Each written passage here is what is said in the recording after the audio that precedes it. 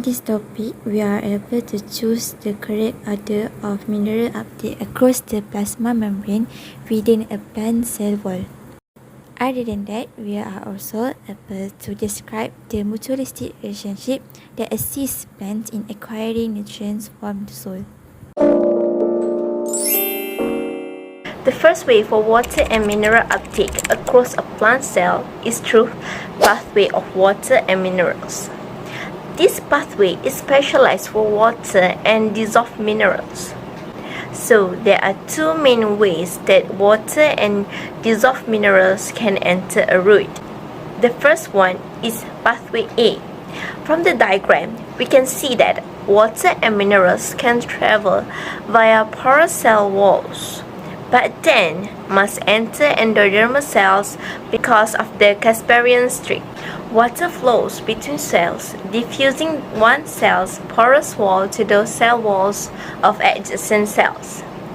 The Casparian strip, which is a waxy layer that surrounds endodermal cells, prevents water from passing through the cell wall. Hence, water is pushed into endodermal cells through the plasma membrane. Meanwhile, for pathway B, water and mineral can enter root hair and move from cell to cell. Water travels from the plasma membrane of one cell to the plasma membrane of another cell that is connected by opening called plasmodesmata. When the osmosis pressure in the root tissue is lower than the soil solution, water enters the root cells. If there is more water outside the root and less water inside the root, then water moves in by osmosis, which is causing the osmosis pressure.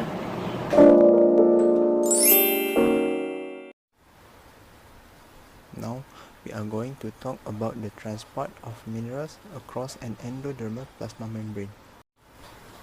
We know that plants absorb minerals in ionic form, like nitrogen absorbed as nitrate ion and potassium as potassium ion.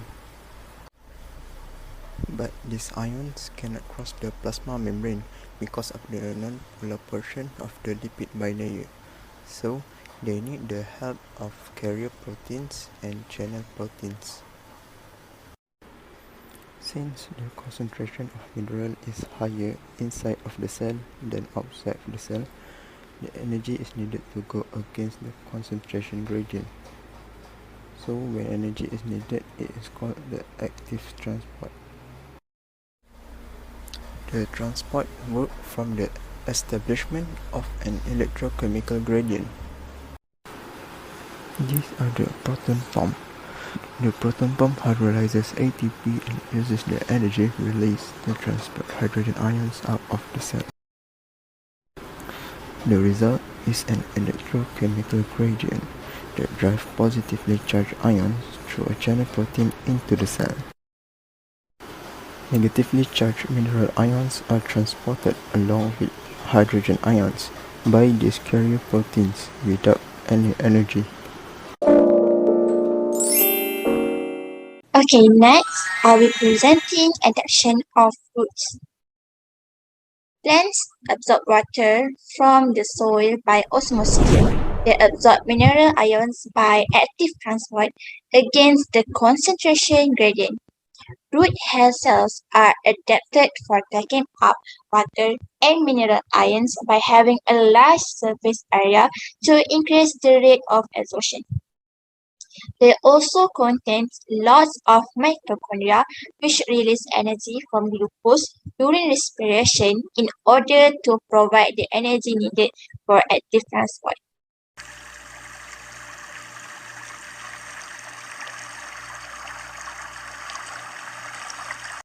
In this topic, there will be two mutualistic relationships, which is with rhizobia and mycorrhizae. I will explain mutualistic relationship with rhizobia. So rhizobia is the most common types of symbiosis occur between various genera of bacteria collectively. Rhizobia in a mutualistic relationship with bacteria and also root nodules. It will associated with the formation of root nodules or nitrogen-fixing bacteria. When we talk about nitrogen-fixing bacteria, it will be related to nitrogen fixation. So what is nitrogen fixation? Nitrogen fixation is an energy-intensive process that requires special conditions, which is anaerobic environment for bacteria's enzyme. Nitrogen fixation is also the process whereby molecular nitrogen gas is converted to reactive biologically available forms of nitrogen. Now, I'll be explaining to you about the mutualistic relationship of mycorrhizae with fungi. So, you may have heard the term mycorrhizal fungi, but what exactly they are? Myco comes from the Latin word for fungus and rhiza is Greek for root. These fungus roots can be greatly beneficial to gardeners. Mycorrhizae fungi belong to the same group as mushrooms, the fungus kingdom. The mushroom is similar to an apple. It is the fruiting body of a larger organism. But rather than growing from a tree, the mushroom is formed from the interconnected network of root-like tubes called hyphae. Plants and fungi forms a symbiotic or mutually beneficial relationship between each other. The plants give the fungi sugar that they produce through photosynthesis. In exchange, the fungi gives the plants water that they extract from the soil. 80 to 95% of land plants benefit from some type of mycorrhizal relationship. So, what does this mean for gardeners? Let's say you plant a seed in soil without any mycorrhizal fungi. The plant roots will go out in search of nutrients and water to feed its growth. As available resources are used up in one area, the roots grow further and further out, expending more and more of the plant's energy. Now, let's introduce some mycorrhizal spores. The plant sends signal out to any mycorrhizal fungi in that area and the spores respond by growing hyphae in the direction of the signal.